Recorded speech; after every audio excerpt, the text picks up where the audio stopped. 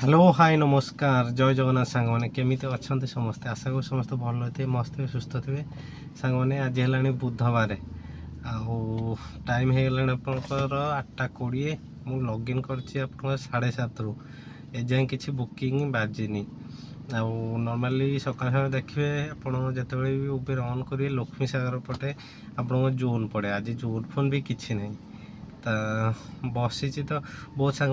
मैंने कमेंट कहते भाई आप जो वीकली चैलेंज नहीं थे मात्र 3 दिन वीडियो पकेले वीडियो पकेले आप वीकली चैलेंज कौन है टारगेट कंप्लीट है कि नहीं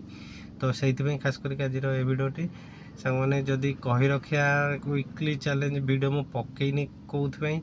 ना मुझे वीकली मात्र से 4 दिन ही कम कथा जब कह आपंकर से टोटाल 10,000 टଙ୍କା होता माने 9,600 केते टଙ୍କା गोटे आपंकर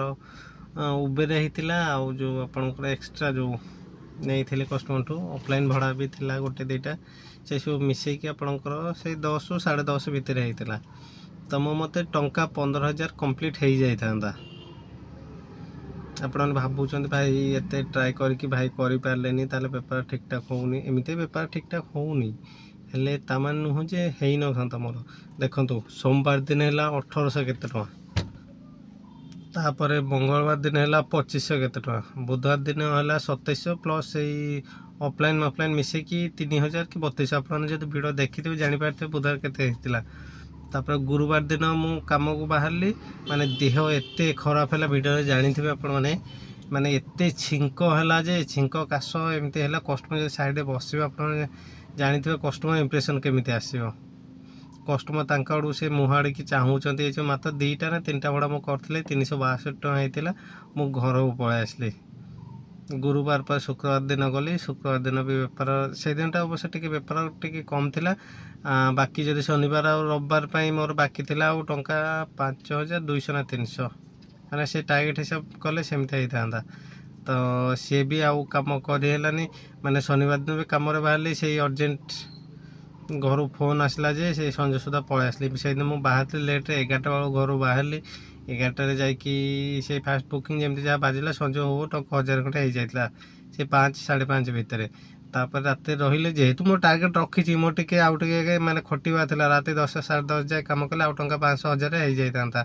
तो एपटे टारगेट क्लीयर होता एटलिस्ट ना भी टंका 14,000 तो हो जाता 1,000 सर्टेज था से जगह मोर रहा के 4,000 4,500 कम तो काम करने भितर मो 3 दिन ठीक से काम करछि पर दिन बुकिंग एत बाजिलानी से दिनटा भी खटी थी न जे मुझे ट्राए करी कम करने सोमवार गला मंगलवार बुधवार गुरुवार दिन तो जल्दी पलि आसली शुक्रवार दिन ट्राए करी शुक्रवार दिन है तथापि से 6टा सुधा पलि आसली जदि राति 10 जाए कम करता होता कि तो शनिवार दिन से संजय को पलि आसली रविवार दिन टोटाल गलिन मान देहटा गला वीकटा टोटाल ठीक से माने मो देह साथ देनी मोर खाली आज काश थंडा तापन मुंड बिंधा एमती चला ता भितर जी जहाँ कम करी ही तो आपण मैंने समस्ते जानते बर्तमान माने सीजन नुह बेपार कर खरा सकाशे लोक बाहर ना ऑफिशियल लोक जो मैंने धरतु आपणकर कलकाटा रू हो दिल्ली रू मुंबई रू जो मान ऑफिशियली काम थाए भुवनेश्वर से मैंने आसती आसिकी से मैक्सिमम आपण कैब बुकिंग करने भितर से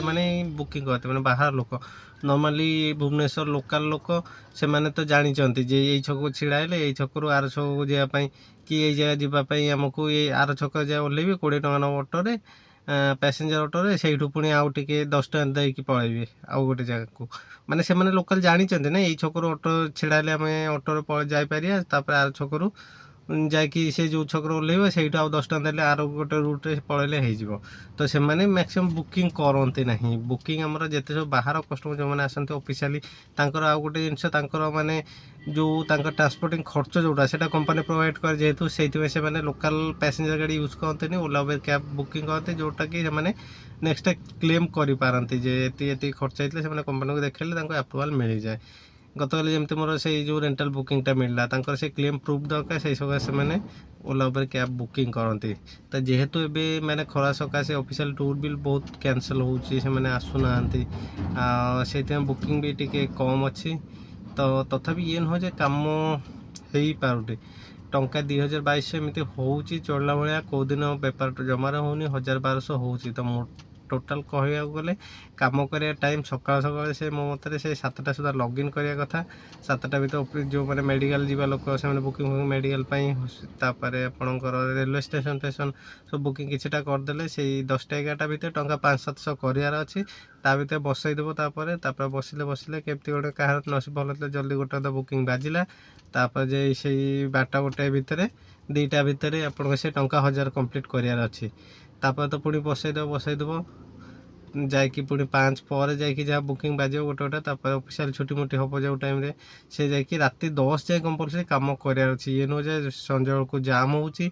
ଆଉ ଆପଣ କାମ ଛାଡ଼ି ପଳେଇ ଆସିବେ। ଜାମ୍ରେ ଗାଡ଼ି ଚଲେଇକି ଯେତିକି ପଇସା ଜାମ୍ରେ ଫସିଗଲେ ସେତିକି ତେଲ ପଡ଼ିଯିବ। ଗୋଟେ 10 କିଲୋମିଟର ବୁକିଂ ଆସିଲା 200 ଟଙ୍କା ମିଳିବ ଆପଣ ଯଦି ଅଧଘଣ୍ଟା ଜାମ୍ରେ ଛିଡ଼ା ହୁଅନ୍ତି। ହେଲେ ସବୁ ବୁକିଂରେ ଯେ ଜାମ୍ ହେବ ସେମିତି ନାହିଁ, ଫାଙ୍କା ବି ରହୁଛି। ଆପଣ ଧରନ୍ତୁ ସେଇ ପଟିଆ ରୁଟ୍ ପଟେ ଯଦି ଗଲେ ସେପଟେ ଜାମ୍ ରହୁଛି, ଗୋଟେ ଜାଗାରେ ଏମିତି ଜାମ୍ ରହୁଛି। ସେସବୁ ଆମକୁ ଦେଖି କାମ କରିବାକୁ ପଡ଼ିବ। ତ ଆପଣ ଯଦି 12ରୁ 14 ଘଣ୍ଟା ଖଟୁଛନ୍ତି ଯାହେଲେ ଟଙ୍କା ସିଏନ୍ଜି ଫିଏନ୍ଜି ଛାଡ଼ି ଖର୍ଚ୍ଚ ପାଣି ଦେଇକି ଟଙ୍କା 1200-1400 ବାହାରିବ ଆରାମସେ। ତ ସେଇଟା